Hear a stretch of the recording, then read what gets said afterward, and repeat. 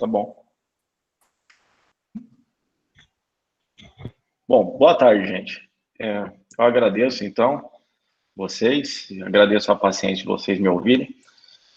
Não sei se eu vou falar alguma besteira aqui, mas eu acho que aqui é o ponto certo para a gente discutir, né? Depois, no final, essas tentativas que a gente está trabalhando aqui. Esse é um trabalho que ainda está em desenvolvimento, bem em desenvolvimento, está começando agora. Não tem um paper ainda, só tem essa apresentação, na verdade. Partiu de uma ideia que a gente começou a conversar, eu e o Jonas, há um tempo atrás, há umas semanas, um mês talvez atrás, e a gente vai testar as ideias aqui para ver o que vocês acham. Bom, a ideia então aqui é falar um pouquinho de interpretação da paraconsistência e línguas naturais, né? Então, começando aqui, as lógicas paraconsistentes, como a gente já falou bastante aqui nesse workshop, né? São lógicas que são definidas, são lógicas que não valem o princípio da explosão. E a motivação para a paraconsistência é oferecer um tratamento para contradições, né? Então, se a gente tem contradição, bom, a princípio a gente não quer ser um trivialista, né? Aceitar que tudo é verdadeiro. Então, a gente tem algum motivo para aceitar contradições, aparentemente, então a gente teria que aceitar uma lógica paraconsistente. Então, a questão que se coloca aqui, o que eu acho pertinente, talvez, para esse workshop, seria qual é o significado da contradição nesse cenário paraconsistente, né? O que a gente está significando lá?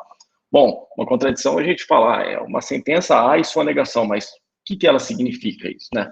A gente está vendo aqui que tem algumas interpretações alternativas, né? Será que a gente consegue determinar alguma interpretação, né?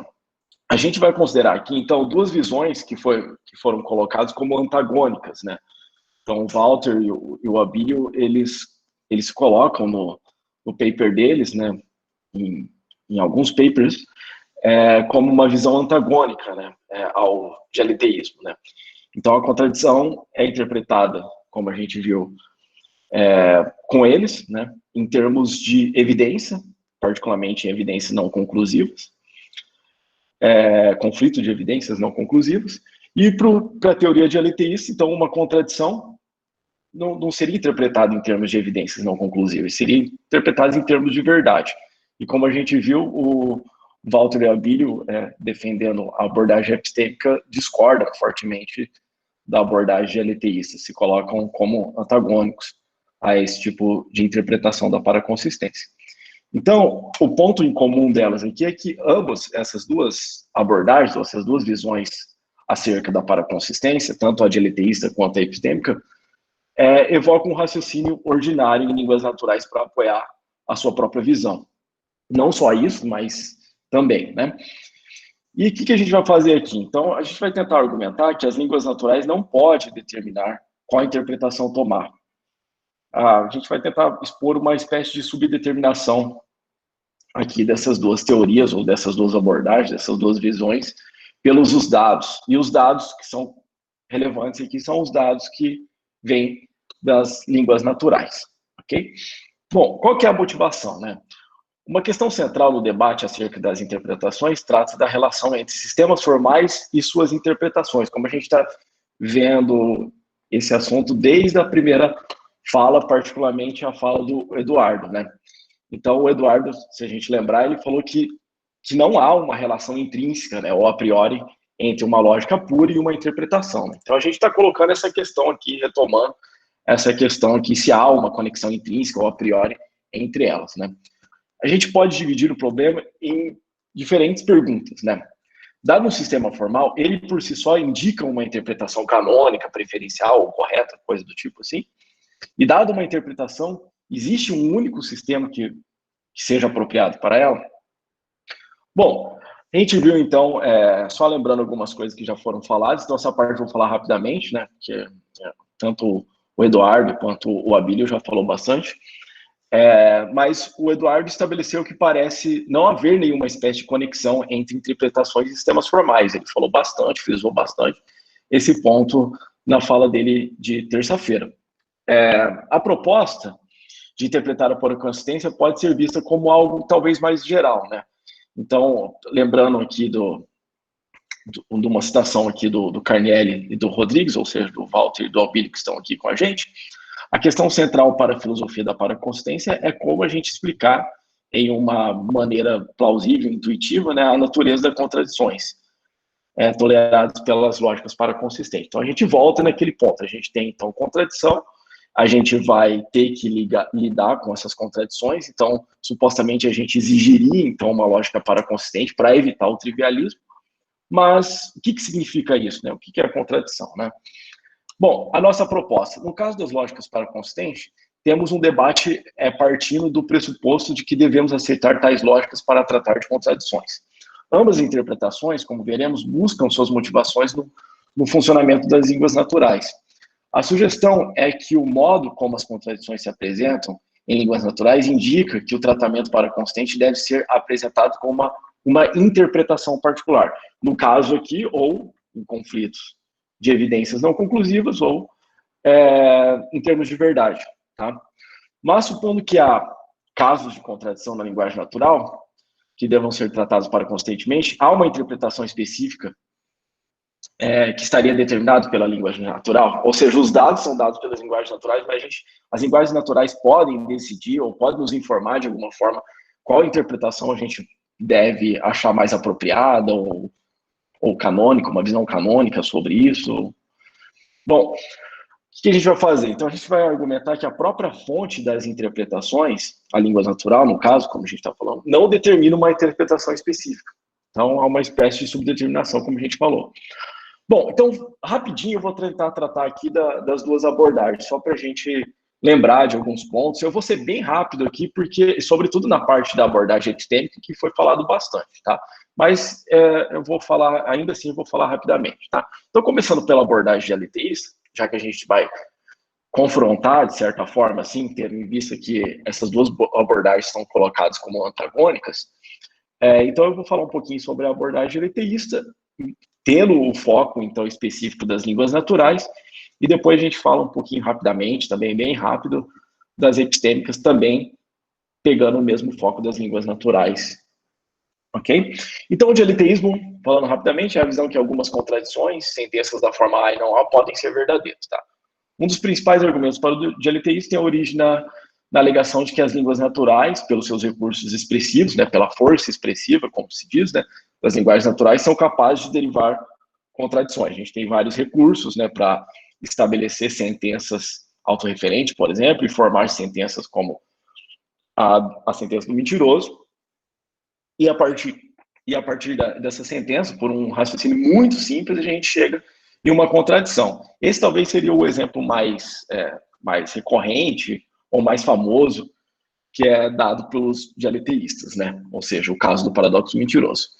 Então, como a gente tem uma contradição, segundo os dialeteístas, no caso do paradoxo do mentiroso, o paradoxo mentiroso, segundo eles, nos ensina que há contradições verdadeiras, porque há uma prova disso, segundo eles. Então, se a gente não quer ser trivialista, e o dialeteísta não quer ser trivialista, pelo menos os mais famosos, vamos dizer assim, né?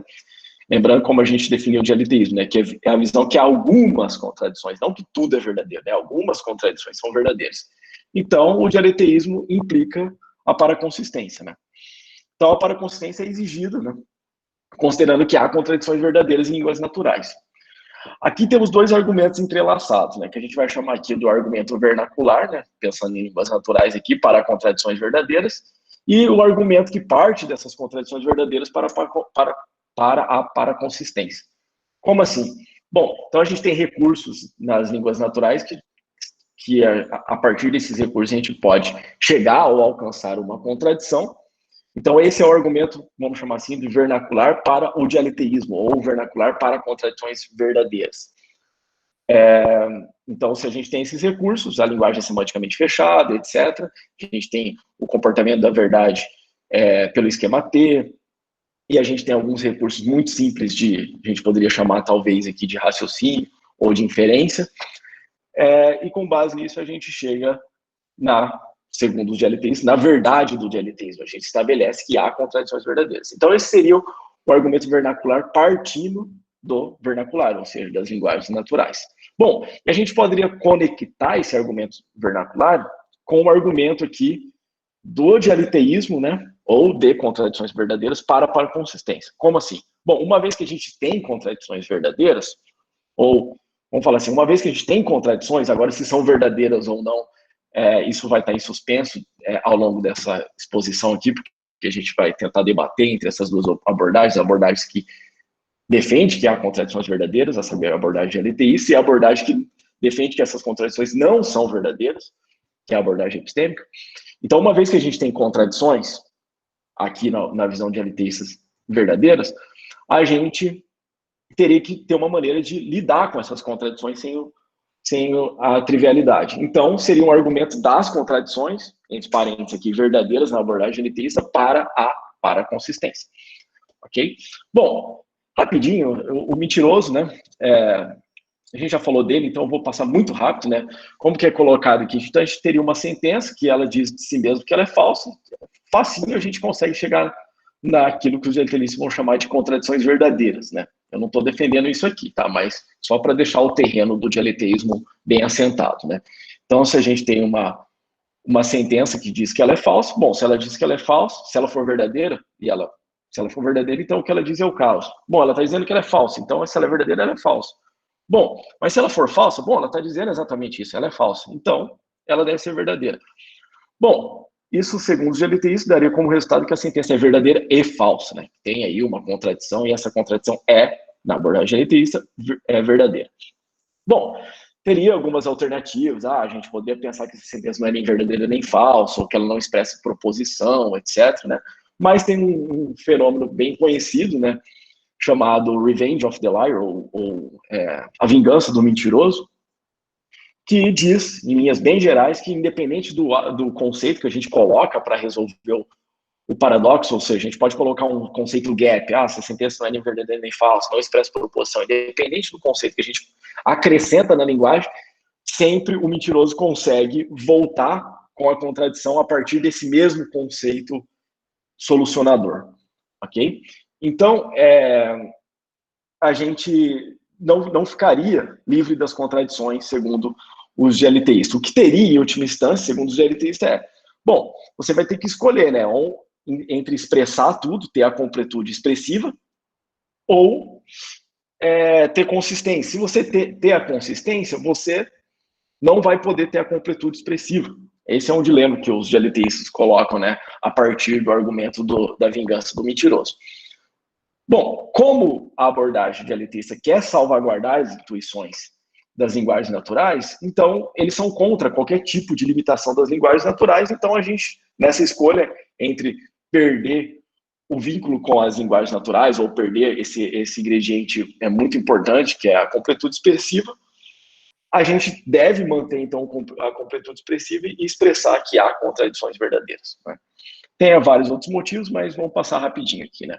Bom, alguém poderia falar, mas tem tratamentos que evitam a contradição. A gente pode pegar vários tratamentos do mentiroso, né, que evitam a contradição. Mas o ponto deles é aqui que o Priest coloca, né, no In Contradiction, é o seguinte, não está em questão aqui se a gente pode ter uma teoria, inventar uma teoria aqui formal que é consistente, que lida com o paradoxo do mentiroso, né? O que está em questão aqui é os conceitos familiares que surgem a partir dos paradoxos, né? Então, não adianta a gente ter segundo eles, uma restrição artificial. A gente tem que salvaguardar, então, esses aspectos importantes que a gente tem da semântica das linguagens naturais, tá? Bom, passando rápido, então no geral, os paradoxos fornecem evidências, né, para a tese dialeteísta que contradições são. Eu acho um pouco forte isso aqui, mas eles falam, né, são demonstravelmente verdadeiras, né, no sentido que elas estão implicados por fatos bem simples da linguagem natural, né? Então a gente percebe aqui que eles sempre estão falando de linguagens naturais, né? E que as linguagens naturais, se a gente endossar os recursos das linguagens naturais, a gente vai acabar então no dialeteísmo, ok? Então, linguagens naturais com recursos de processo de pensamento, né? E os recursos expressivos da linguagem vai nos levar a contradições, e nesse cenário, contradições verdadeiras, tá? Como nem tudo é verdadeiro, como a gente falou ali, né? Então, como as pessoas raciocínio, e nem tudo eles estabelecem que é verdadeiro, então a paraconsistência seria exigida. Então a gente faz um vínculo entre esse argumento do vernacular com o argumento para a consistência, né? E isso tem também aqui nessa citação, não vou ler toda a citação, né? Mas só um pedacinho, nós temos aqui uma conclusão, né? Contraditória no inglês, né? Partindo do fato da linguagem ser semanticamente fechada, ou seja, uma característica, segundo os GLTistas, inegociáveis, né, que é uma característica natural ou própria da linguagem natural, né. Isso significa que há contradições verdadeiras, ou seja, se a linguagem é semanticamente fechada, se a gente preserva as intuições das linguagens semanticamente fechadas, então há contradições verdadeiras nessa linguagem que a gente está, linguagem natural que a gente está tomando. No caso aqui, ele está falando do inglês, né. Então, tendo isso em vista, né, a lógica subjacente do inglês é paraconsistente. Então, note, ele coloca, é interessante frisar aqui, a lógica subjacente do inglês é paraconsistente. Por quê? Porque a gente tem contradições no inglês e a gente não trivializa no inglês. Então, a lógica do inglês ou das linguagens naturais aqui, segundo o GLTI, seria paraconsistente, ok? Tá. A abordagem epistêmica, então, rapidinho. Essa aqui eu vou tentar ser mais rápido, tá? A abordagem epistêmica surge como maneira de compreender a paraconsistência sem nos comprometer com contradições verdadeiras. A gente viu bastante isso aqui. Opa, eu voltei o slide sem querer, gente. Ah, tá. É porque eu cliquei no lugar errado. Bom, contradições são interpretadas em termos de evidência, né? Se a gente tem há e não há ali, não indica que há e não há são ambas verdadeiras, né? Indica que há evidências não conclusivas para manter ambas, né? Ainda que provisoriamente, né? A gente pode revisar ou fazer alguma coisa, como o pessoal falou para a gente anteriormente. As lógicas paraconsistentes são lógicas que lidam com evidências não conclusivas e não com verdade, como defende os GLTistas. Então, aqui está a principal, vamos dizer assim, disputa entre essas duas abordagens, tá? Então, a abordagem epistêmica surge de uma maneira, então, de interpretar há e não há diferente da abordagem GLTista, né? Então, só um pedaço também dessa citação aqui, a gente também discutiu isso aqui, né? Então, uma posição antagonista, né? Eles colocam aqui que a visão epistêmica, ou a abordagem epistêmica, é antagonista ao dialeteísmo, né? E que contradições ocorrem em teorias, né? Isso acho que foi destacado também pelo Jonas, tá? Contradições ocorrem em teorias científicas, em sistemas de crença e em várias situações informais de raciocínio. Então, a gente tem aqui que há contradições em várias situações, né? Inclusive em situações informais de raciocínio. Então, para a gente lidar com essas contradições, sem trivialidade, a gente teria, então, que endossar a paraconsistência. Então, a gente tem um motivo ou uma justificação para aderir à paraconsistência, aqui também, segundo a abordagem epistêmica. Ok? Bom, passando. Como há contradições, e agora que mudou o cenário, né? Como há contradições, mas agora não mais contradições verdadeiras, né? E sim evidências conflitantes em diversos tipos de situações, envolvendo teorias científicas, como a gente viu ali na citação, né? Raciocínios informais, etc. A paraconsistência é requerida ou exigida. As pessoas raciocinam usando linguagem natural, a partir de contradições sem se comprometerem com o trivialismo, né? Então, como o Abílio colocou, inclusive na conclusão da fala dele de ontem, né, a evidência requer a paraconsistência, né? Então, se a gente está trabalhando com esse tipo de interpretação, então essa interpretação de evidências requer a paraconsistência, né? A gente tem contradições, e essas contradições são interpretadas em termos de evidência, e a evidência, por sendo evidência não conclusiva, conflitante e não conclusiva, a gente teria que ter a paraconsistência. Da mesma maneira que o dialeteísmo, a paraconsistência também é motivada para capturar contradições, nesse cenário aqui, no caso, conflitos de evidências, que surgem com o recurso das línguas naturais. Como a Abílio nos disse ontem, né, nós raciocinamos classicamente com evidência conclusiva. Então, quando a gente tem verdade, então, ou seja, a gente tem evidência conclusiva aqui, então o raciocínio é clássico. Mas, quando a gente tem evidências para A e para não A, lembrando que nessa abordagem aqui, isso não quer dizer que A e não A é verdadeiro, então a motivação aqui por trás está a paraconsistência. A gente tá exigindo a paraconsistência, ou requerendo a paraconsistência nesse sentido. Então, quando há conflito de evidências, a gente raciocina de modo paraconsistente. Tá? A gente sai do modo, então, clássico e entra no modo paraconsistente. Não sei se isso é a maneira melhor de expressar, mas depois, qualquer coisa, o pessoal me corrige aí. Então, há uma espécie de descritivismo, isso também foi apontado pelo Jonas na fala dele, então eu vou passar um pouquinho mais rápido aqui também, mas esse ponto é importante, né? Então, lembrando aqui, então, contradições como conflito de evidência, né? Então, qual abordagem a gente toma? Como contradições como verdade, né? Em termos de verdade, ou como conflito de evidência, né? Há uma espécie de descritivismo na abordagem epistêmica no sentido de capturar como as pessoas raciocinam em contextos inconsistentes, isso é, que envolve evidências não conflitantes. Desse modo, o plano da abordagem epistêmica é capturar como as pessoas raciocinam em línguas naturais na presença de contradição. Então, tem uma citação, inclusive, aqui que eu acho que talvez demonstre um pouco isso, né? Que nós queremos, eles dizem, né, o Walter e o Abílio, né, que nós queremos expressar como as pessoas, de fato, aqui raciocinam e naturalmente, né, fazem inferências quando o critério é a preservação de evidências aqui. Então, esse aspecto... Opa, não mudou de novo aqui, desculpa. Aqui. Esse aspecto coloca a abordagem epistêmica como antagônica à abordagem LTIsta sobre a natureza da contradição que surge em raciocínios ou em inferências, tá? Em línguas naturais.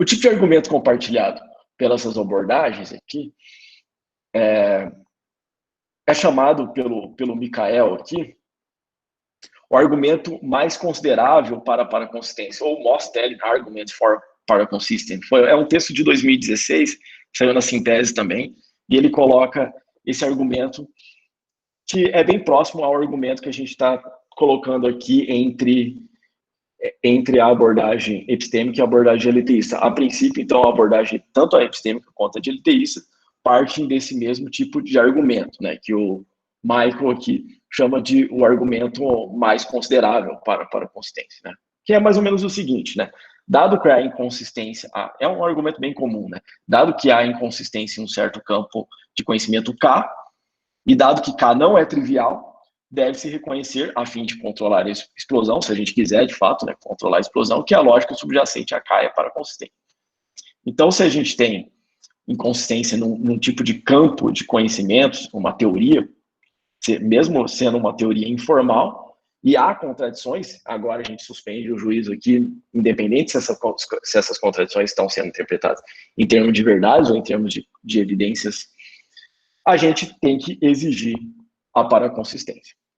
Tá bom? Então, o argumento, só tentando colocar, é mais ou menos o seguinte: há inconsistência em línguas naturais. Então, citando aqui a parte daquela citação que a gente tinha visto do Walter e do Abílio um pouquinho acima, né? Em teorias científicas e sistemas de crenças, em várias situações de raciocínio informal. Então, se a gente tem inconsistência em línguas naturais, e as línguas naturais não são triviais, a gente não sai afirmando qualquer coisa por aí, então, portanto, a lógica subjacente em línguas naturais que usamos para fazer inferência ou raciocínio é ou deve ser paraconsistente. Bom, diante do argumento do slide anterior, a gente teria duas questões, né? A primeira questão é, esse tipo de argumento justifica a paraconsistência? Ou seja, a gente está justificando a existência de paraconsistência ou o porquê usar a paraconsistência por esse argumento? É razoável esse tipo de argumento? É uma questão, tá? A segunda questão é, se a gente achar que de fato que é razoável esse argumento é amplamente, esse argumento, o argumento mais revelador, como diz o Michael, é amplamente, tem em vários lugares, né? Até no verbete da Stanford, lá eu estava olhando hoje, de lógicas paraconsistentes, também, claro, esse tipo de argumento lá também. Bom, mas se a gente aceitar esse argumento mais revelador, e pensando aqui no caso específico da abordagem epistêmica e da abordagem LTIsta, tendo em vista talvez esse chão comum do vernacular ou das línguas naturais, desse raciocínio que as pessoas de fato fazem na presença de contradições, independente de como a gente está interpretando, por enquanto há contradições, se a gente tem então esse tipo de argumento, há uma interpretação adequada, a gente poderia falar de uma certa interpretação paraconsistente, a gente deve privilegiar algum tipo de interpretação aqui, talvez uma interpretação canônica. Bom, pelos relatos das abordagens paraconsistentes, tanto a dialeteísta quanto a epistêmica, os dados estariam no modo como as pessoas fazem inferências em línguas naturais. Se a gente bem entendeu as citações que a gente colocou aqui atrás e também tudo que a gente vem conversando nesses dias de workshop. Bom, as abordagens dialeteístas e epistêmica buscam, então, capturar a lógica da linguagem natural nos contextos que envolvem inconsistência. Note que, pelo argumento apresentado aqui, né, até um lógico clássico poderia aceitar as premissas. Qual é o argumento? Vamos voltar rapidinho aqui. Bom, a premissa é: há inconsistência em línguas naturais, ok? As línguas naturais não são triviais. Bom, será que isso garante necessariamente que a gente tem que aceitar essa conclusão? Essas premissas, vamos pensar que dedutivamente implica essa contradição, ou seja, diretamente, se a gente tiver essas duas premissas, diretamente a gente tem garantido já essa conclusão? Não sei, né? Parece que até o lógico clássico poderia, né, aceitar, né? O Tarski, por exemplo, pensa no Tarski aqui. O Tarski em nenhum momento negou, né, que há inconsistência em línguas naturais, né? E aparentemente ele não endossou, né? Aparentemente não, ele não endossou a paraconsistência, né? Mas tá, tem outros... Só uma pergunta. Você prefere que faça uma pergunta agora, uma observação, ou depois? Hoje é o Jonas que manda aí no tempo, não sei como que tá. Vocês, por mim, tanto faz. Eu já disse uma terceira posição é que a linguagem natural não tem lógica nenhuma. Então, é o ponto que a gente vai colocar aqui. Então, bom, só para botar mais lenha na fogueira, mas tá bom.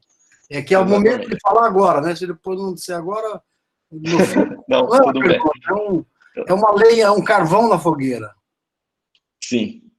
O Tarski com certeza ia falar que não, né? A gente sabe dos argumentos do Tarski, né? Então, a linguagem natural não é exatamente especificável, a gente não consegue especificar as linguagens naturais, então a gente tem problema de exatidão e de inconsistência. Então, lembre que um dos argumentos do Tarski para não tratar do conceito de verdades em línguas naturais não é só a falta de especificação exata das línguas naturais, mas também a inconsistência. Mas talvez vocês concordem, então, com o meio do caminho do Tarski, né? Porque a inconsistência talvez já seja um motivo para a gente mudar de lógica, coisa que para o Tarski era inegociável, né? Bom, vamos lá, então. Assumindo que uma lógica é um conjunto fechado um conjunto fechado dedutivo, né, sobre uma relação de consequência, parece que a relação de consequência não poderia ser a clássica, né, se a gente pensar nesse sentido, né? Bom, se tem contradição, e se a lógica, a gente está assumindo, se a lógica da linguagem natural, por questão de argumento aqui, tá? Se há uma lógica da linguagem natural, bom, e a lógica a gente está entendendo aqui como um conjunto dedutivamente fechado, um conjunto de sentenças fechados sob uma relação de consequência, tá? Então, essa relação de consequência não pode ser clássica, senão a gente ia explodir, tá? Então, há dificuldades em tomar uma lógica como um conjunto de sentenças fechado numa relação de consequência, tá? Talvez o Walter tá querendo dizer isso para a gente aqui, né? Eu acho que não tem uma lógica subjacente nas línguas naturais, né? Parece que é estranho a gente falar que uma língua natural é entendido como uma lógica, né, nesse sentido, né? Ou seja, é um conjunto de sentenças fechados sob uma relação de consequência. Se sim, a gente poderia discutir qual lógica é essa, né? Mas será que é isso, né? Bom, vamos lá. Tem algumas dificuldades, né? Primeiro, né? Tem várias dificuldades. Eu acabei de mencionar uma do Tarski aqui, né? Mas vamos colocar outras aqui, esquecendo a do Tarski, né? Primeiro, parece um pouco estranho que os usuários de uma certa língua natural acreditam no fechamento lógico, né? Imagina se a gente tivesse uma lógica, né, entendida nesse sentido, né, como um conjunto de sentenças fechado sob uma relação de consequência, e os usuários, ao raciocinar ou fazer inferências nessa linguagem, tivessem comprometido com todas as consequências que a relação de consequência permite. Acho que seria um pouco não realista, né, pensar assim, né? Então, pense, por exemplo, a gente poderia ter um conjunto infinito de disjunções, pensando na lógica clássica, a gente teria várias coisas que seriam um pouco esquisitas, né? Mas alguém poderia mudar, obviamente, de lógica e falar assim, não, é porque está esquisito porque você não pegou a relação de consequência certa, né? A lógica das linguagens naturais não é uma lógica clássica, daí poderia ir para a discussão por aí, né? Mas é esquisito, né? Bom, o segundo motivo seria que, se a gente assume de antemão uma teoria fechada sobre uma noção de consequência lógica, resulta em um certo cenário de petição de princípio, né? Então a gente fala assim, não, a lógica, desculpa, as linguagens naturais têm uma lógica nesse sentido. Bom, se tem uma lógica nesse sentido, ou seja, a gente tem um conjunto de sentenças fechadas sobre uma relação de consequência e a relação de consequência vamos pegar o Priest lá, é paraconsistente. Por quê? Porque senão a gente teria trivializado. Bom, mas ele já está adiantando que a lógica dele é paraconsistente. Por quê? Porque para a gente não trivializar, a lógica é paraconsistente, mas você já assumiu de antemão que essa lógica é paraconsistente. Então, a gente teria um cenário aqui de petição de princípio, né? Esse foi o argumento do Michael nesse argumento, nesse artigo de 2016 da Síntese, né? Então, se a gente está aqui agora, nesse momento, se a gente estiver, então, buscando um argumento que determina ou que justifica a lógica paraconsistente, não, a gente tem que justificar a lógica paraconsistente e a gente assumir isso para justificar a lógica paraconsistente, então a gente não poderia, então, assumir que a lógica paraconsistente é uma relação, é um conjunto de sentenças fechadas sobre uma relação de consequência, porque a gente envolveria um cenário de petição de princípio. Então, esse seria o segundo motivo, para colocar 2. Lembrando que tem mais, né? Se a gente lembrar do Tarski, etc. Então, só para colocar 2 dificuldades aqui, né? Portanto, o argumento não funciona se teoria, né, fosse tomado nesse sentido aqui, tá? Bom, isso a gente pensando, então, em justificar a paraconsistente, vamos falar assim, em termos dedutivos, né? Será que a gente tem aquelas premissas lá e a gente garante a conclusão, né? Bom, mas talvez a gente poderia falar assim, não dá para justificar a paraconsistência nesses termos, assim, não é um argumento dedutivo que vai justificar a existência ou a exigência ou a necessidade da paraconsistência, né? Bom, em vez de, então, da gente recorrer a um argumento dedutivo para a paraconsistência, a gente poderia, talvez, apelar para um argumento abdutivo, né? Talvez alguma coisa do tipo, somente a lógica paraconsistente pode explicar o fato de que não inferimos tudo a partir de uma contradição em línguas naturais. Portanto, a lógica paraconsistente deve ser a lógica correta para contextos que há contradições. Lembrando aqui que a gente nem está comprometido ainda se essas contradições como essas contradições estão sendo interpretadas. É um argumento anterior aqui. Mas é interessante notar que a própria ideia de como interpretar a lógica paraconsistente vem da alegação de que a língua natural requer, talvez, um tratamento paraconsistente. Tá? Porém, há uma outra explicação, né, paraconsistente para a ideia de que fazemos inferência na presença de contradições sem trivialidade. Isso também foi colocado para o Michael nesse artigo que a gente está referenciando aqui.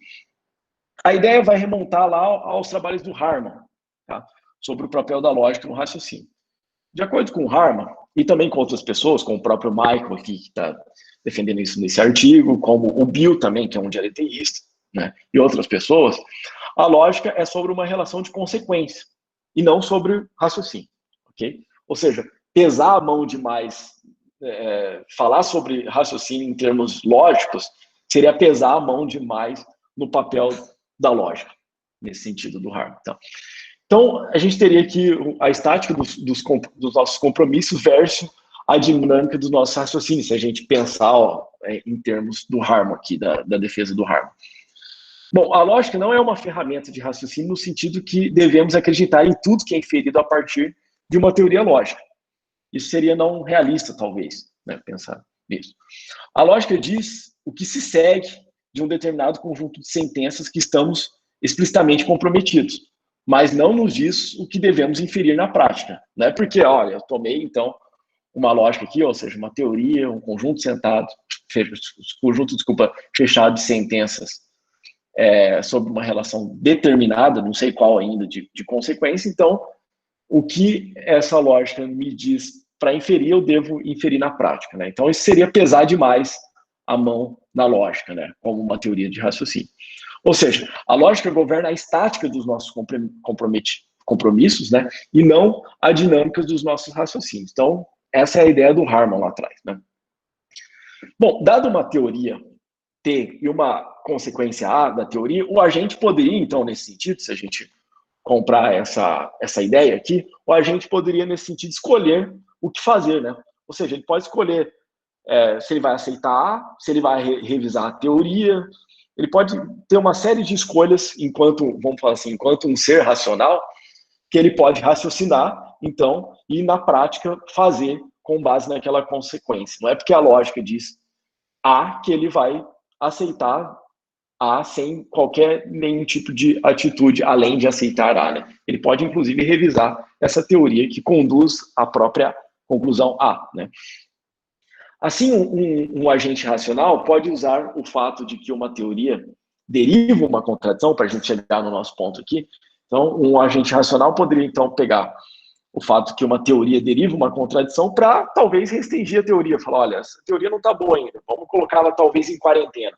A gente não sabe ainda se ela está certa ou não, vamos colocá-la em quarentena. Ou não, essa contradição acendeu uma luz na minha cabeça que algo está errado. Então, ela nos motiva a talvez revisar essa teoria, qualquer coisa do tipo, né? Então, a gente não é porque a gente tem uma lógica que implica, às vezes, necessariamente, então, aqui nesse contexto, uma contradição que a gente teria que aceitar, de fato, essa contradição. Mas isso não quer dizer que a gente está mudando a lógica, ok? Porque a gente é um ser racional e a gente pode usar a lógica de uma maneira prática, ok? Nesse sentido aqui do Harman. Bom, parece que os próprios proponentes da abordagem epistêmica, daí o Walter e o Albino estão aí para confirmar isso, reconhece que, enquanto seres racionais, a gente não precisa seguir as consequências de uma dada teoria lógica, né? Considere, por exemplo, as duas falas que eu lembrei aqui que o Albino fez ontem, né? Contradições são aceitas, mas não aceitas racionalmente, né? Inclusive, a gente conversou sobre isso na sessão de perguntas ontem, né? Então, o Albino falou que há um sentido de a gente aceitar contradições, mas não quer dizer que a gente aceita racionalmente essas contradições, né? Bom, outra fala do Abílio aqui, que também foi de ontem, né? Ninguém racionalmente vai tirar conclusões da explosão, né? Então, a gente não endossando a lógica clássica, a gente não iria racionalmente, né, tirar conclusões a partir da explosão. Nesse sentido, qual seria a vantagem? Então, a gente poderia perguntar, isso é uma pergunta que a gente coloca aqui, talvez esse é o melhor cenário para a gente debater. Então, tendo em vista essa divisão, que talvez vocês defendam, que eu ainda não sei, tá? Qual que seria, então, a vantagem de a gente ter uma lógica paraconsistente em relação à lógica clássica?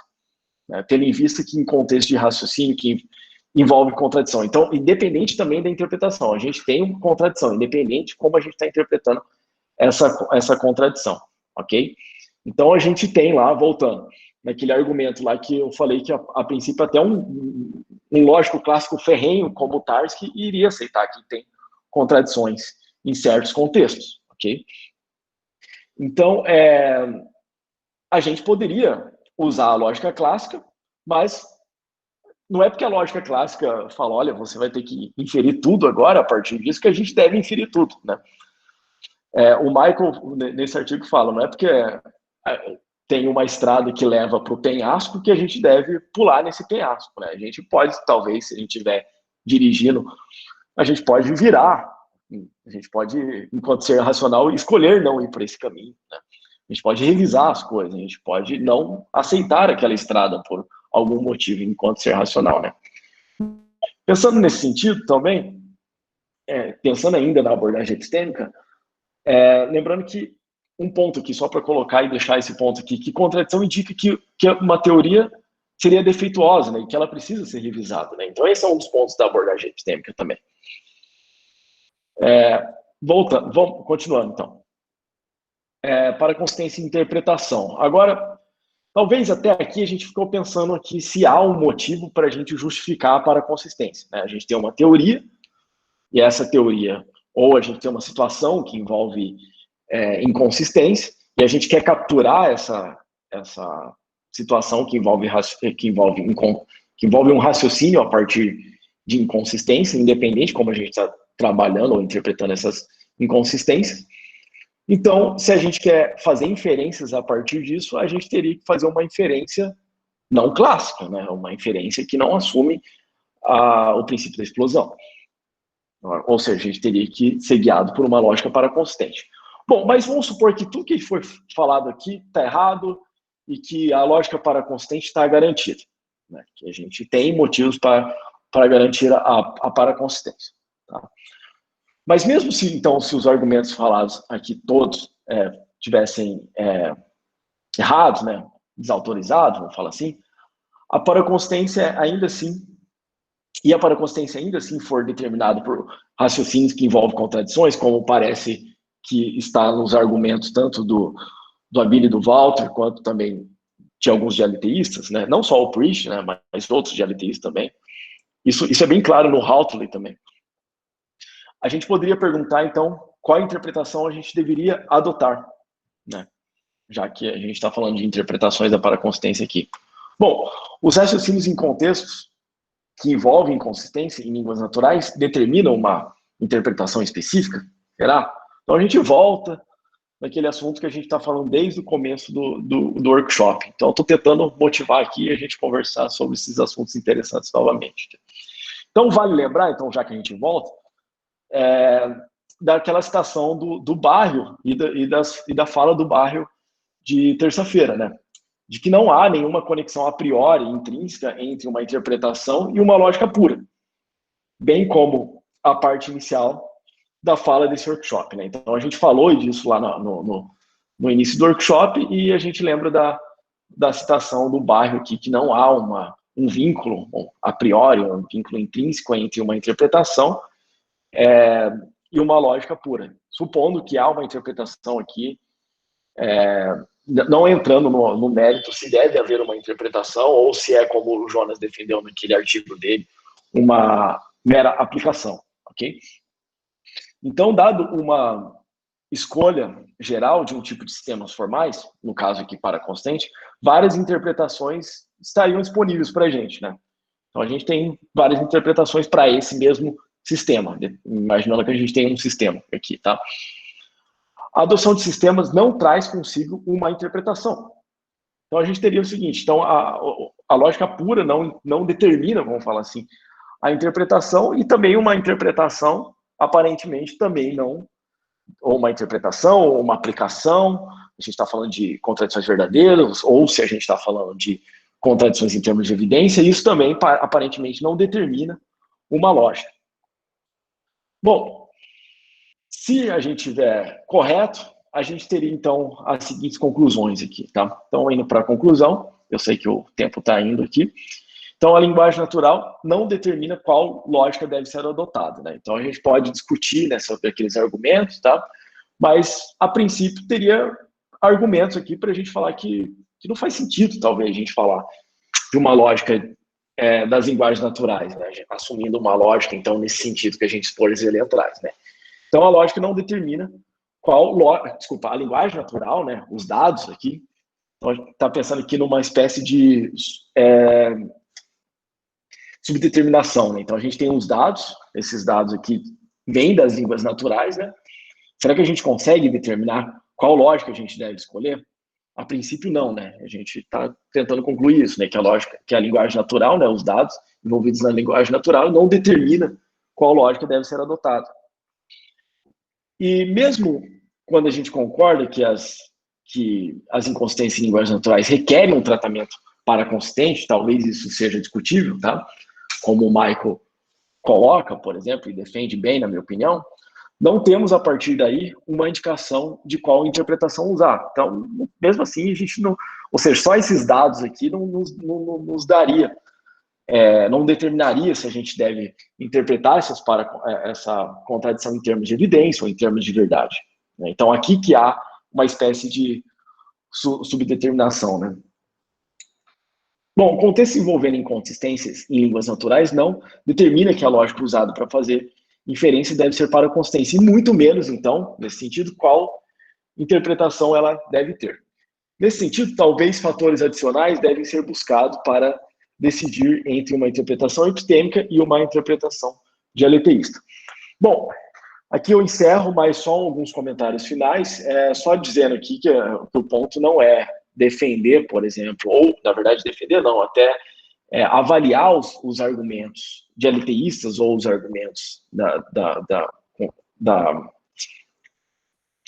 da interpretação epistêmica, nesse caso, é se há, de fato, contradições verdadeiras ou se há, de fato, conflito de evidências, ok?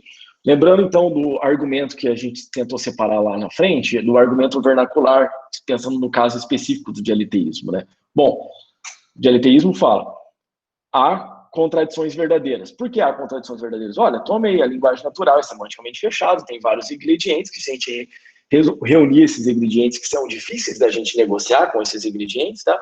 A gente vai ter que ter uma contradição lá na conclusão. Pegue o caso famoso do mentiroso.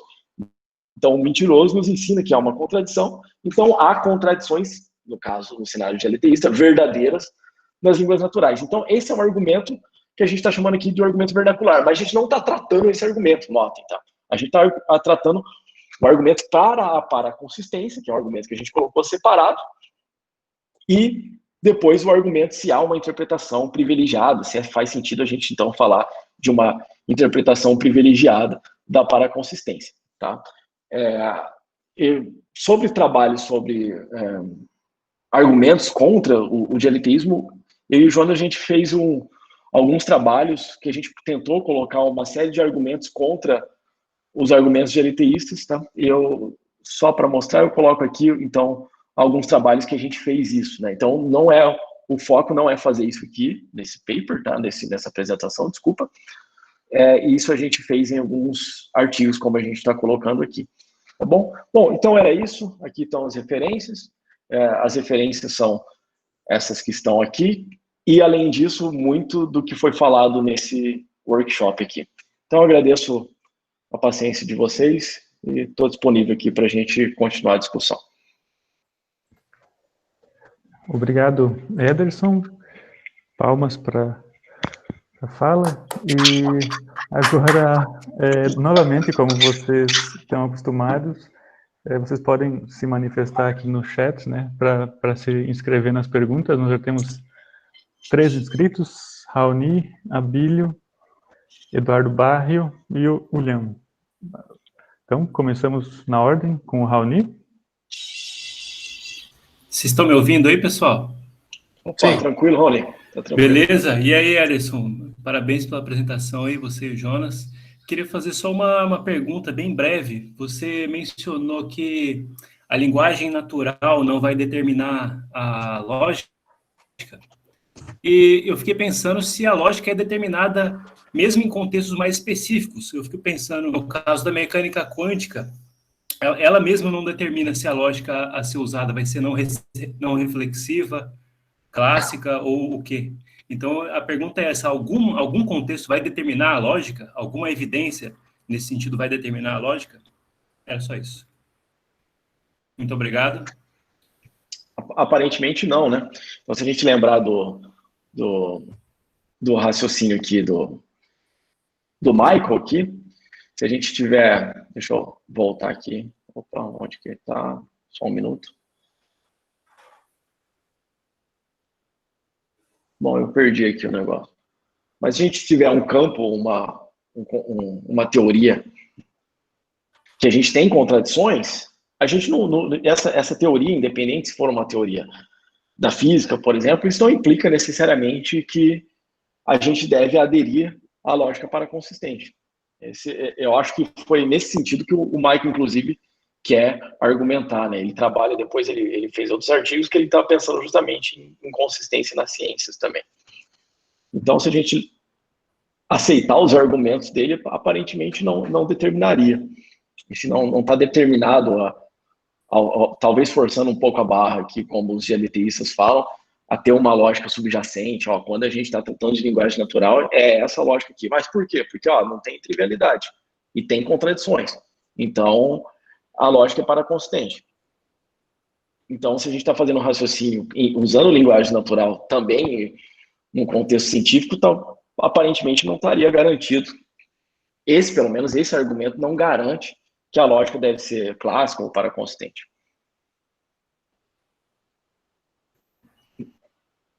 É isso aí, muito obrigado, cara. Só um comentário mesmo. Valeu. Não sei o que o Jonas acha também. Eu estou apresentando isso aqui com ele, mas eu posso estar falando coisa aqui que ele não concorda, né? Então, se ele quiser se manifestar, para não sujar o nome dele, vai que eu tô falando uma besteira, fica à vontade. Tudo tranquilo. Tá tudo certo. Eu vou... Se o Raoni estiver satisfeito, a gente passa para o próximo, pode ser? Uhum. Pode ser, tá ótimo para mim. Valeu, gente. Tá, legal. Então, não, eu também, eu estou de acordo. Obrigado, Ederson. Agora o Abílio. Olá, Ederson. Bom, obrigado pela fala. Na verdade, tem muitas coisas interessantes. Seria legal. Bom, acho que você vai disponibilizar os slides, talvez, mas tem várias referências, várias coisas que eu gostaria de poder ter para recuperar. Agora, eu vou fazer um comentário, não é bem uma pergunta, é um comentário sobre um ponto, né? Que é o seguinte: não me parece que a linguagem natural possa sugerir, induzir a interpretação dialeteísta. Porque não me parece que no uso da linguagem natural, as pessoas, nós, né, que a gente lide com contradições como se elas fossem verdadeiras. Se você pede informação na rua, onde fica um determinado lugar, e você recebe informações contraditórias, ninguém vai considerar que aquilo é verdadeiro. Ninguém vai fazer uma busca na internet, encontrar informações contraditórias e considerar que é verdadeiro. Quer dizer, não me parece que o uso da linguagem natural sugira, né, que a interpretação dialeteísta possa ser considerada induzida pelo uso da linguagem, com exceção das situações em que as contradições se referem a fenômenos mentais. É muito comum, no uso corrente da linguagem, você vê colocações do tipo fulano ama e odeia ao mesmo tempo, fulano está triste e feliz ao mesmo tempo. Esse tipo de... com exceção desse tipo de uso, realmente eu não vejo no uso... Veja, não estou falando do fato da linguagem natural sendo uma teoria semanticamente fechada, produzindo mentiroso, blá, blá, blá. Eu estou falando do uso corrente da linguagem, inclusive porque a derivação do mentiroso não faz parte do uso corrente da linguagem, né? Estou falando como as pessoas... Talvez até faça, né? Porque o argumento aparece em linguagem natural, mas eu estou tentando focar mais no uso de fato da linguagem. As pessoas lidam com contradições na linguagem natural sem considerar que essas contradições são verdadeiras. A discussão das contradições verdadeiras, na verdade, ela ocorre nos textos e nos contextos filosóficos onde o dialeteísmo é discutido. O uso propriamente da linguagem natural não está fora dessa jogada. Então, o que acontece? Então, eu concordo que a linguagem natural não determina a interpretação, mas se isso que eu falei estiver correto, né, o uso da linguagem natural excluiria, ou seja, exclui a interpretação dialeteísta, né? Esse aqui é o ponto. Tá. Eu também acho que exclui, tá? Mas o ponto é voltar na justificação do porquê que a gente está usando uma lógica paraconsistente aqui, então, né? Então, se as pessoas estão pegando o que você falou aqui, as pessoas, na prática, como elas raciocinam de fato, se elas têm aquilo que talvez a gente vai chamar de contradição, se ela tem pegar a tua abordagem, né, epistêmica, né? Se ela tem A e não A, independente, então, como a gente pode ser interpretado como evidências conflitantes, né? Mas lembrando que você já está adiantando uma interpretação, ok? Mas então suponha que você tem A e não A, as pessoas de fato não vão assumir que isso é verdadeiro. Eu também acho que não, né? Nas línguas naturais. Então eu também acho, eu concordo com você plenamente. A gente não compra o dialeteísmo porque há supostamente contradições em línguas naturais.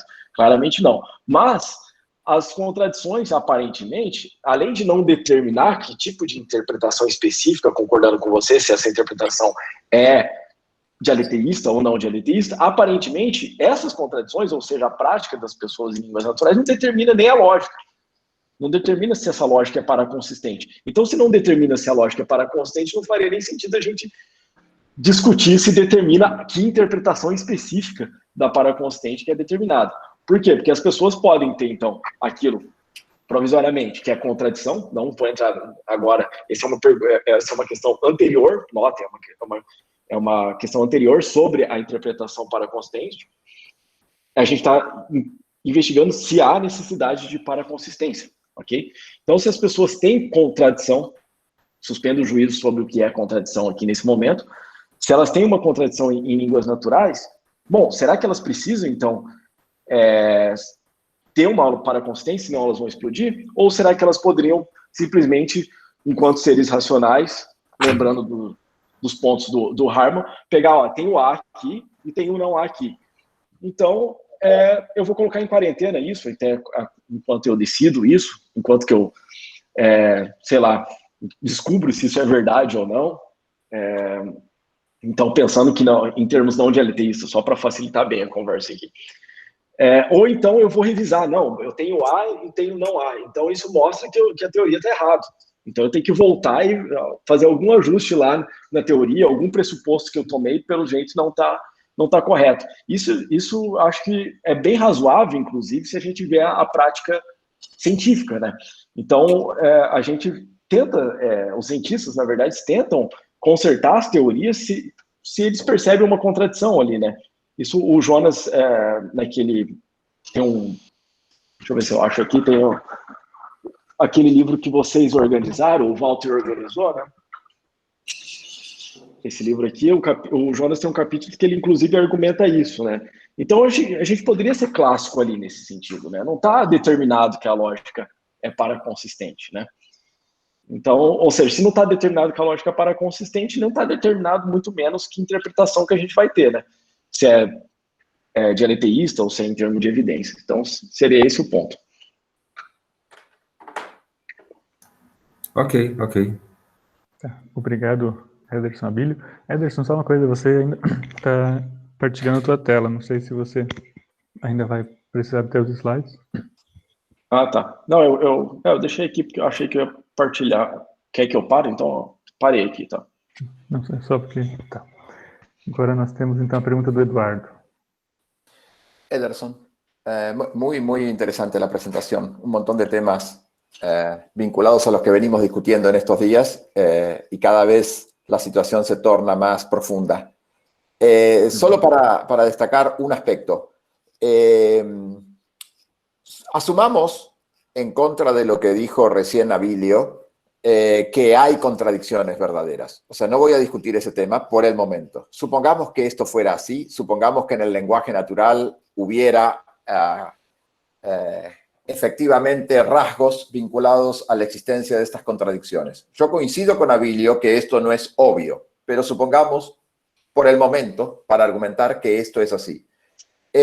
No me queda claro que la relación de determinación desde el lenguaje natural a las lógicas tenga que ser tan transparente. Y te pregunto, y te digo por qué. O sea, la lógica es normativa usualmente. Y aun cuando la gente usara el lenguaje de forma tal que hubieran contradicciones verdaderas, es evidente que hay muchas veces que usamos mal las cosas, que hacemos mal las inferencias.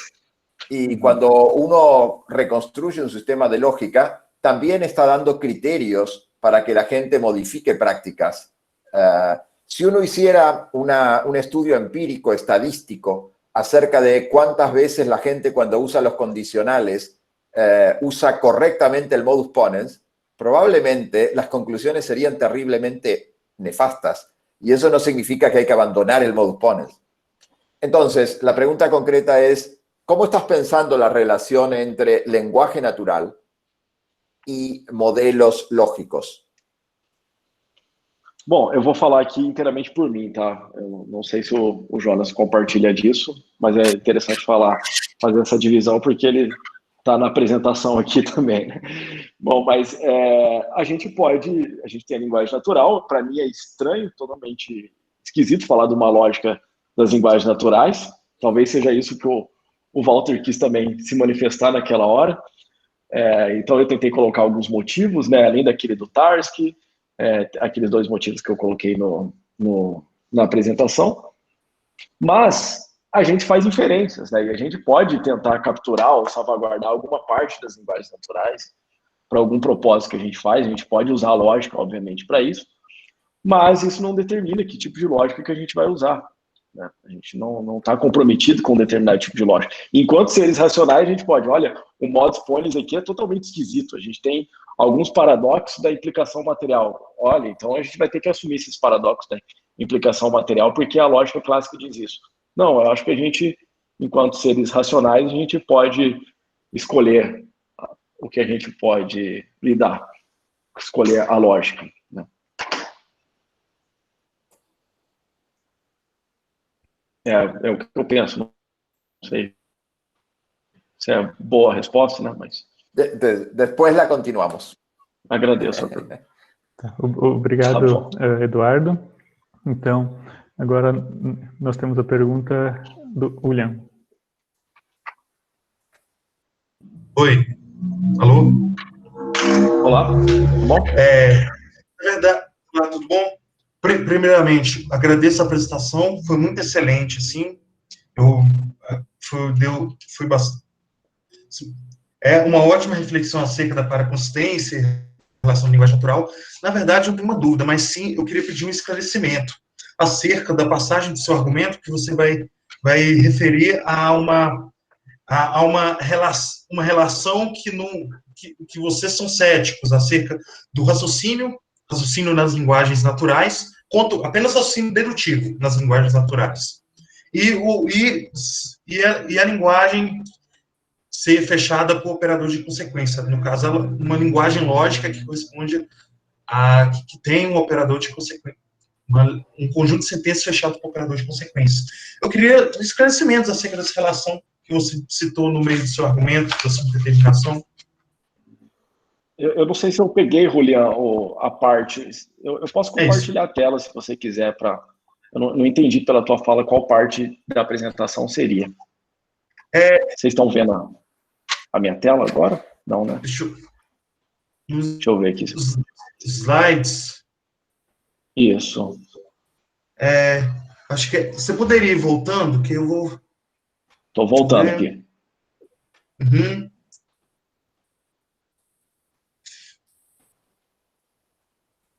Não?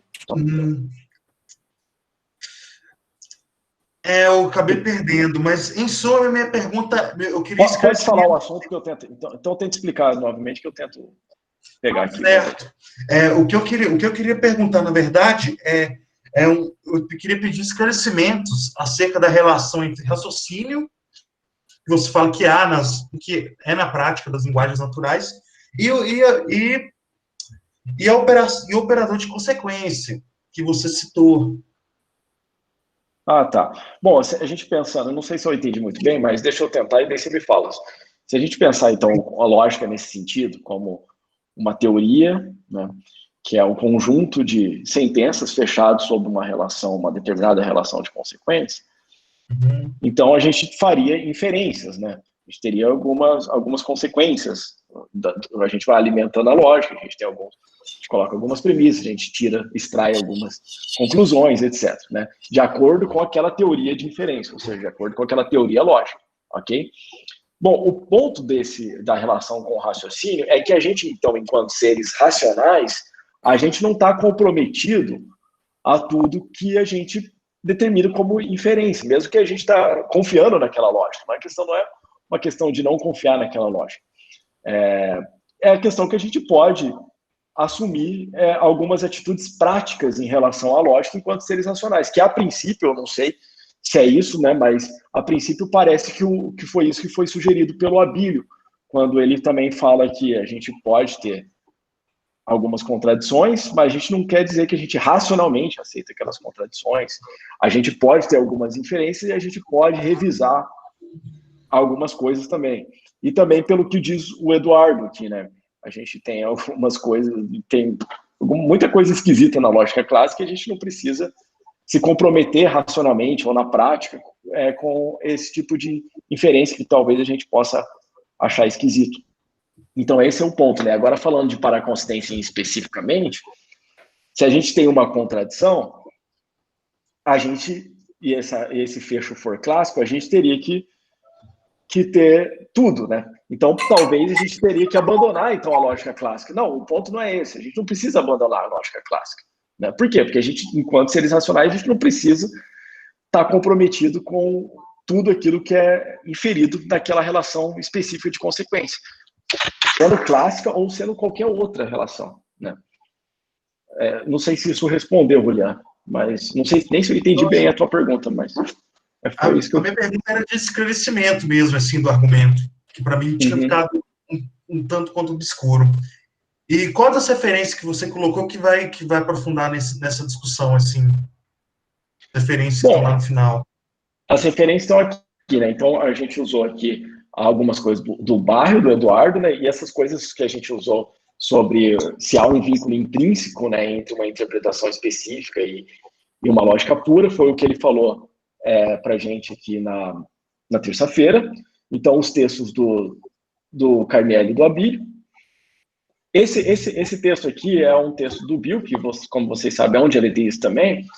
Esse é um texto muito interessante, né? Mas a gente nem usou o ponto principal desse texto. O ponto principal desse texto é que aquele argumento que parte do vernacular, que coloca uma escolha entre ter a completude semântica ou a contradição, né, e no caso a contradição verdadeira para os dialeteístas, não vale, né, então ele argumenta contra, é bem interessante. Mas é interessante que nesse argumento, que aqui ele coloca também, a princípio ele concorda com esse ponto que a gente colocou do Michael. Então talvez o ponto mais interessante aqui das referências, para colocar aqui para você, Julián, seria justamente o Michael, tá? Esse texto aqui, Most Tell Arguments for Consistent Logic, né? Que está na Síntese, é um artigo de 2016, é bem interessante. E lá ele recupera essa visão do Harman, que está no Changing View, focando no ponto da paraconsistência, se a gente deve estar comprometido ou não com uma teoria lógica específica para a consistência.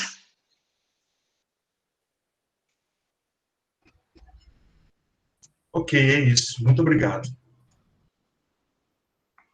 Ok, obrigado, Julián.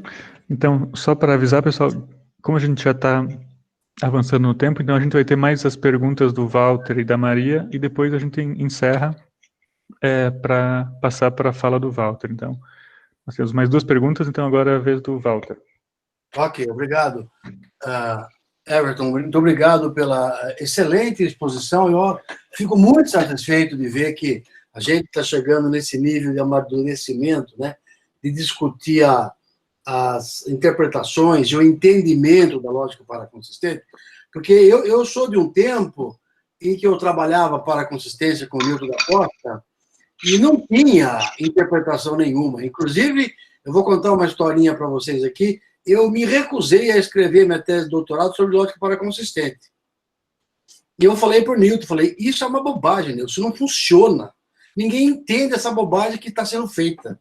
Ele falou para mim muito assim, tranquilamente e filosoficamente, ok, meu amigo, faça o que você quiser. E eu te acompanho. Muito bem, então eu mudei a minha tese de doutorado, porque eu não acreditava nisso. Para mim era um monte de símbolos colocados ali, sem sentido. Eu dizia para o Newton, isso tem que ser entendido que nem topologia. A gente faz um monte de contas, mas tem uma intuição por trás. Qual é a intuição por trás? Aí ele me diz assim, rapaz, isso um dia você vai fazer para mim, porque eu não consigo ainda. E foi que muito mais tempo, né? Isso aconteceu há, 35 anos atrás. Foi que muito depois, aí apareceu o Marcelo, o João Marcos, lá no Cleo, Abílio, a Ítala, e com várias pessoas, agora vocês, tudo isso, Eduardo, e são, nossa, agora a coisa, eu fico muito contente de ter sido testemunha ocular da história, né? Da pré-história da paraconsistência no Brasil, que quase morreu, até hoje que ela está no nível internacional. Então, a sua fala do Jonas, do Eduardo, do Abílio, tudo isso eu acho muito bacana. Mas, colocando agora o seguinte, deixa eu colocar o que eu ia dizer, a pergunta, mais rapidamente possível. Não tem problema de sujar o nome, eu vivo sujando o nome do Abílio, e depois eu limpo, né? Vou sujar de novo agora. Eu acho que tem uma insistência demasiada na linguagem. Eu acho que a gente se preocupa demais com a linguagem. O problema, na minha opinião, não é a linguagem, é a tomada de decisão. A lógica aparece na tomada de decisão, na decision taking, quando você vai decidir se vai correr ou vai ficar com o cachorro, vai te morder ou não, vai comprar um carro de uma certa parte ou não. A linguagem só aparece depois quando você tem que explicar isso para os outros. No momento intersubjetivo. Tem um momento muito anterior da linguagem, é por isso que eu falei que talvez a linguagem não tenha lógica nenhuma. O problema não é se a linguagem tem lógica ou não, eu acho que isso aí é realmente secundário, me parece.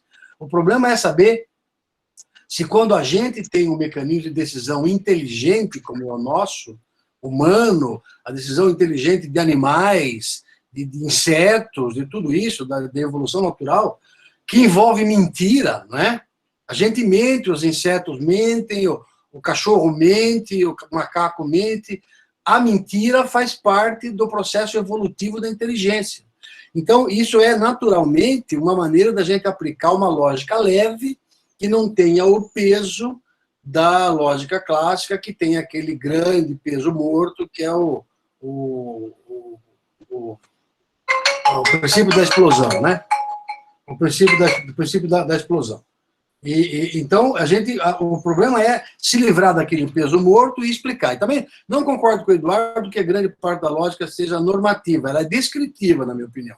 Se você olha para os processos naturais, a lógica terá que descrever o processo que a gente faz para sobreviver em meio às contradições do mundo.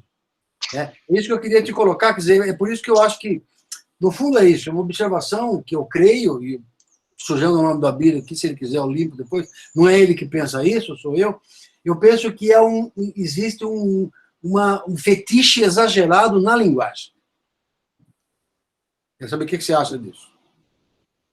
Bom, eu não sei agora, na verdade, eu queria também saber de vocês, assim, porque eu pensei que o ponto de vocês era bem descritivista mesmo, então talvez isso mostra a discordância do Eduardo. Não, sobre descritivo o Eduardo que acha que é normativo. Sim, mas sim. o Abílio... Posso fazer uma observação? Olha lá, estou o nome. Não é. Não, inclusive eu concordo, eu concordo com o que você falou. Não, concordo em parte, mas tá, deixa eu tentar explicar o meu ponto. Olha só, o aspecto descritivo é o seguinte, essa ideia do equilíbrio reflexivo, da aplicação do equilíbrio reflexivo na lógica, que isso é um texto do Pravits, que foi escrito em sueco, não tem tradução para o inglês, o Luiz Carlos Pereira traduziu para o português, é um texto interessantíssimo, eu recomendo que todos vocês leiam, esse texto está na Analítica, revista da UFRJ, com acesso livre. Então, é um texto do Pravits sobre equilíbrio reflexivo na lógica. Você sabe o nome? O nome eu esqueci, mas se você entrar na Analítica ou colocar Analítica Pravits, a tradução foi do Luiz Carlos Pereira, vocês acham fácil. Então, qual é o ponto? Onde é que entra o caráter, onde é que entra o ingrediente descritivo? Tanto a lógica clássica, né, a lógica clássica foi resultado de um processo, né?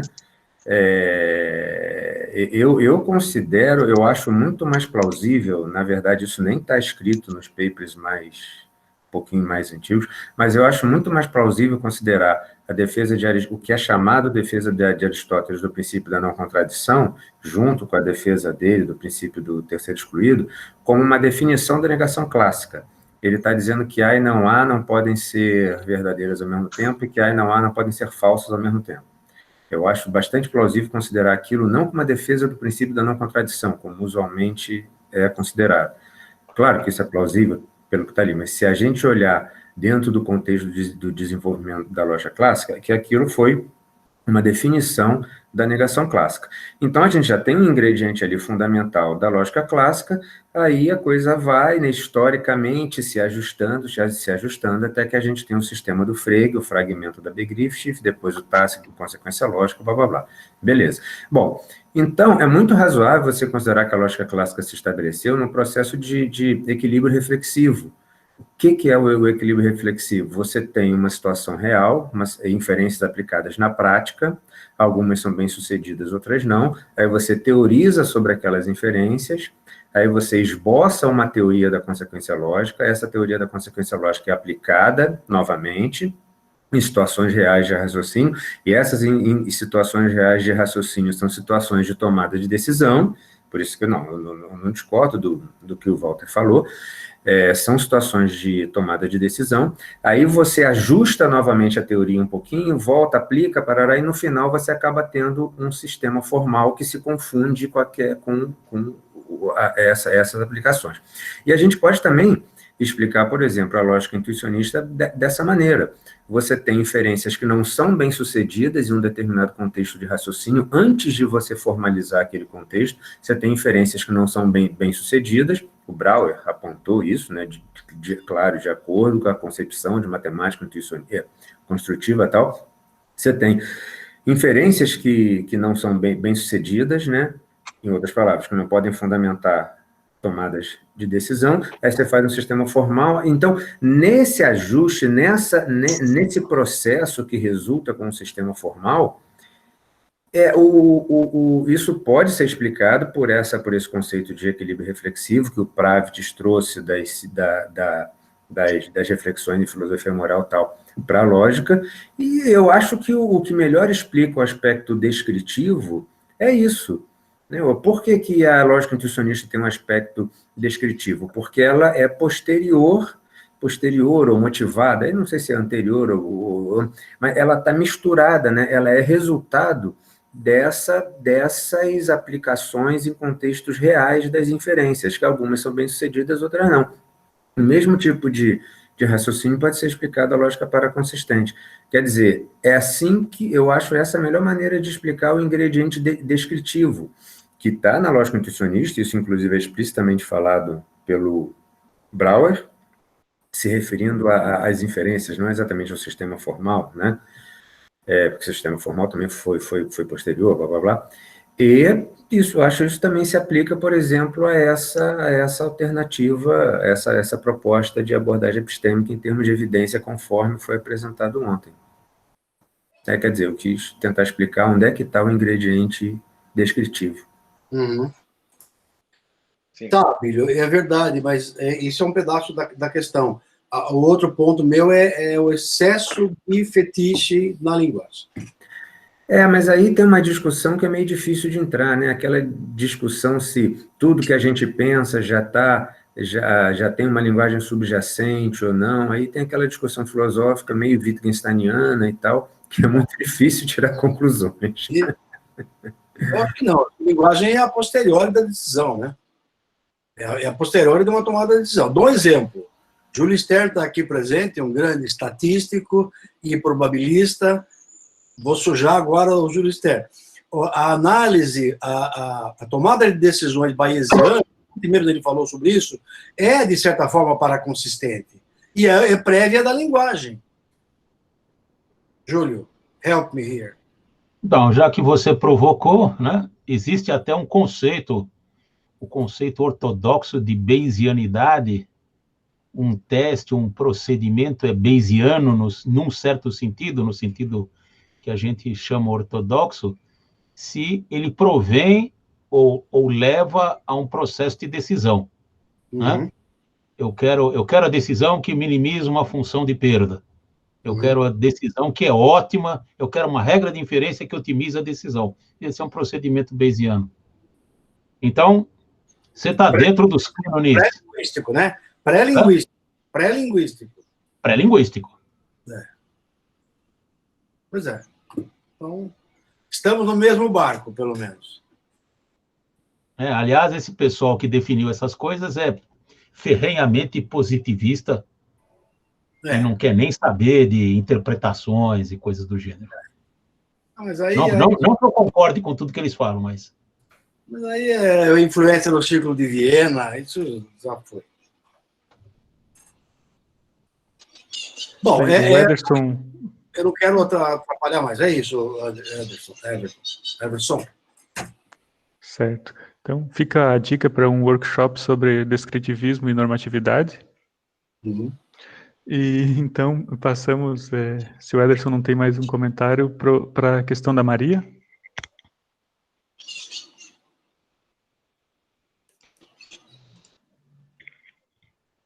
A Maria está na sala ainda?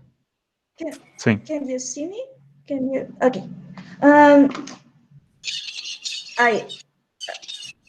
Hablaré en español lo más lento posible. Muchas gracias por la presentación. Me gustó mucho y tengo una duda relacionada con la respuesta a Vilio, creo. Entonces, algo que me gustó mucho es, en algún sentido, cambiar la dirección del análisis y pasar de hacer análisis de prácticas de algo como el lenguaje natural en distintos contextos, a decir cuáles podrían ser los tipos de contradicciones que están siendo toleradas y de ahí inferir el tipo de mecanismos que uno podría encontrarse. Ahora, mi pregunta es, ¿qué cosas podemos obtener de un análisis de este tipo, en particular con respecto al tipo de tolerancia que vamos a tener? Y las dialetellas. Entonces, cuando uno revisa los primeros textos de Graham sobre qué son las dialetellas y cómo es que podrían existir en el mundo empírico, su idea básica es que de hecho son muy poco probables, entonces todos podríamos estar de acuerdo en que casi nunca hay dialetellas o que las probabilidades de que podamos encontrar un caso legítimo son mínimas.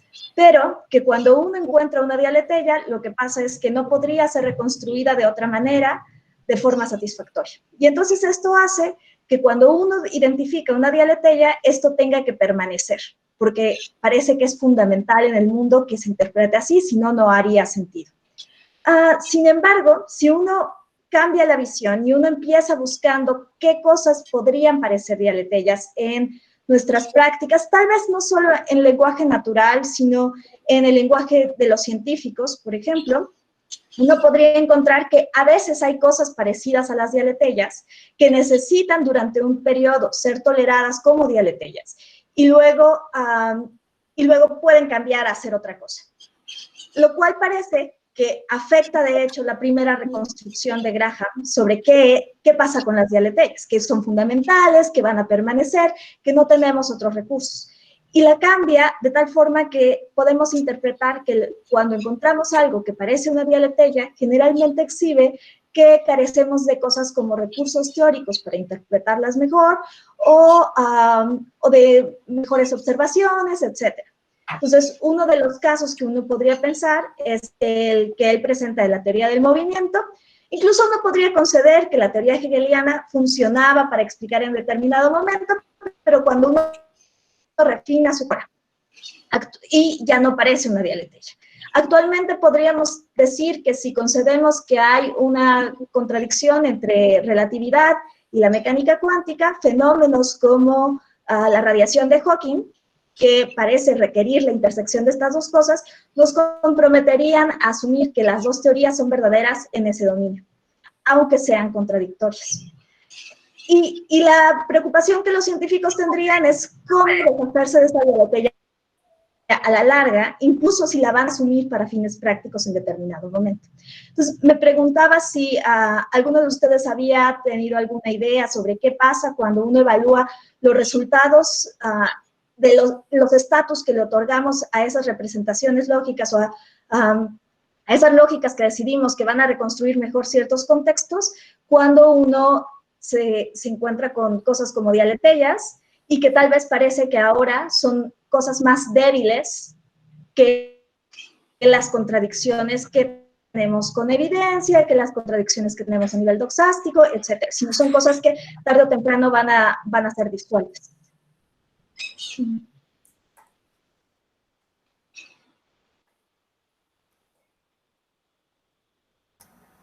Meu microfone. Obrigado pela questão. Acabei de abrir, obrigado, Bílio. Obrigado pela questão, Maria. Vocês estão me ouvindo agora? Eu abri aqui. Estão ouvindo? Ok, ótimo. Bom, que tipo, você pergunta aqui, você fez uma série de perguntas, vamos ver se eu lembro todas, tá? Mas que tipo de tolerância que a gente teria com uma dialeteia, né? Bom, eu acho que depende, né? Depende de quem você é, né? Se for um dialeteísta, eu acho que uma tolerância total, né? Eles toleram dialeteias. O Priest, se você pensar no Priest, então a gente deve aceitar dialeteias, pensa no paradoxo mentiroso. Então ele fala, a gente tem que cansar de parar de tentar de se livrar dessa dialeteia, né? Parar de lutar contra isso e assumir logo que há contradições verdadeiras, né? E então eu acho que depende quem que é a pessoa que está tentando lidar com dialeteia. Se for talvez, agora vocês me corrijam todo mundo, talvez o Walter, o Abílio aqui, talvez a tolerância é nenhuma, né, com dialeteias, né? Então depende que tipo de tolerância é essa aqui, né? E eu não sei se teria um estágio provisório de dialeteias, nem para o dialeteísta e talvez muito menos para o Walter e para o Abílio, né? Então, aquele estágio provisório, talvez para o Abílio mostre que não era dialeteia, né? Ou seja, não há contradições verdadeiras, né? Então, a questão de saber depois o mecanismo lógico de tratar como isso, eu acho que talvez não, e eu acho que talvez corrobora a fala que eu fiz hoje, se vocês concordaram, talvez você escolher o mecanismo que você vai escolher isso, escolher para tratar essas coisas, independe daquilo que você acha sobre dialeteias, ou se depende daquilo que você acha, melhor dizendo, mais neutro, como contradições. Então, ou seja, você pode tolerar as contradições ou interpretar isso como dialeteias, ou você pode tolerar contradições e interpretar isso como não contradições, não dialeticamente falando.